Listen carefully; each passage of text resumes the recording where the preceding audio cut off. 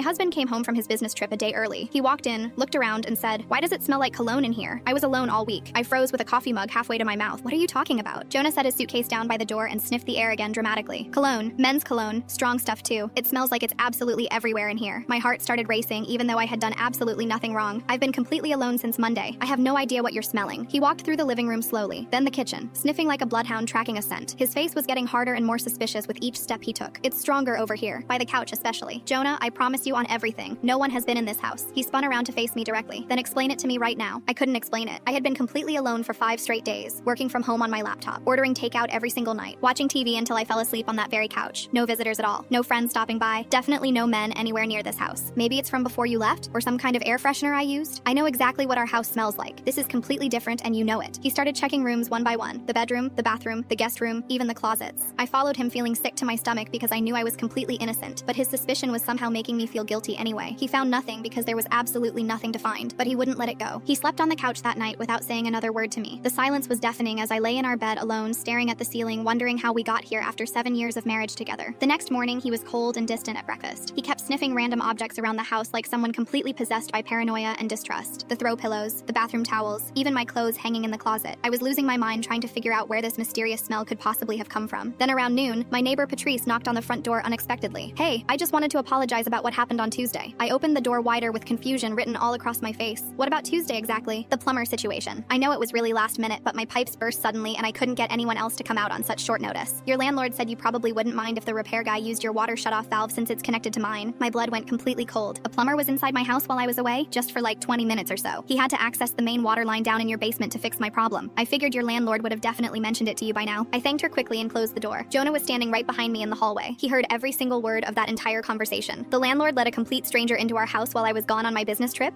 I was already pulling out my phone and calling the landlord. He confirmed everything immediately. Emergency pipe repair for the unit next door. He let the plumber in using his master key. The guy spent maybe 20 minutes in our basement accessing the shared water line, then left. The plumber who apparently bathed in cheap cologne before making house calls that day. Jonah's face went through several emotions in quick succession. Suspicion, slow realization, then deep shame spreading across his features like a shadow. "I'm so sorry. I completely jumped to conclusions without thinking first. You accused me of cheating because a random stranger was in our basement for 20 minutes. I know. I was being a complete idiot about this whole thing. You slept on the couch. You literally sniffed my clothes like I was some kind of criminal suspect in your own little investigation." He reached for my hand, but I pulled it away from him immediately. "I need some time to process this." "How much time do you need from me?" I looked at him carefully. This man I married who assumed the absolute worst about me without considering any other explanations first. "I don't know yet, but maybe you should keep sleeping on the couch until I figure that out." He nodded slowly, accepting his fate quietly. I walked past him to the kitchen and poured my cold coffee down the sink. The cologne smell was already fading, but the damage from his accusations would linger much longer than any scent ever could.